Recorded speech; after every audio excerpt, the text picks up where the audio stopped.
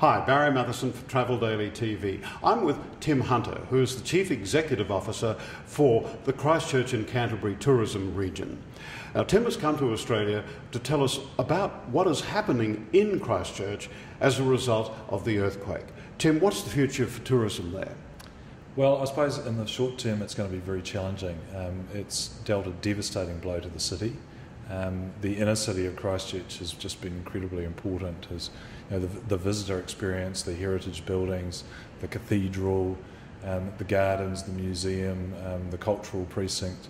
This is this is the area where tourists gather. That's where a lot of our restaurants and bars, a lot of our backpacker hostels, and as you've seen on TV, it's been dealt a devastating blow. So this is obviously crippling for tourism to Christchurch in the short term. What's the long term? Long term, a lot of people come to Christchurch because of the jewels of the South Island. Typically they spend a night in Christchurch and then head off to do all sorts of things, either down south on their way to Queenstown or whale watching over to Akaroa for a sort of French experience. Or the Mount Mackenzie country, or skiing at Mount Hutt. So people typically come to Christchurch and they do the South Island. There is no reason they shouldn't continue to do that. This earthquake has probably affected 1% of the land area in the South Island. So the other 99% is working very well.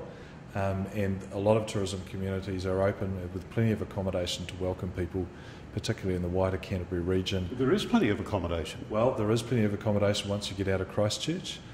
Just in the last week we've had a lot of people who haven't been able to use accommodation in Christchurch, and none of them have been turned away in terms of places like Kaikoura, Ashburton, Methven, when they've looked for alternative accommodation. Are you saying that people shouldn't defer a holiday to that region? No, they shouldn't defer a holiday. In fact, the best thing they could do would be to come to Canterbury, put some money into our tourism economy, which will help us also rebuild our city. What about bargains for tourists as a result? I mean, you're trying to get them back. Are there any bargains available? I think it's just too early to say how the industry will commercially react. I think with a shortage of accommodation in Christchurch, it could certainly demand a premium price for a while for the accommodation. But in terms of tourism activities, I think there's going to be a lot of deals, a lot of marketing, and a lot of things put up for special reasons to visit the South Island. So the message you're saying is that please come over. Please come over. As I said, 99% of it is perfect, pristine condition.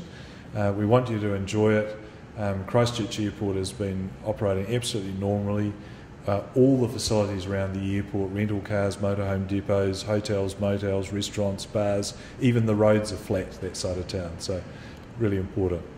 And of course, Aussies will get a very warm Kiwi welcome. They certainly will, particularly now. Tim Hunter, thank you very much. Thank you.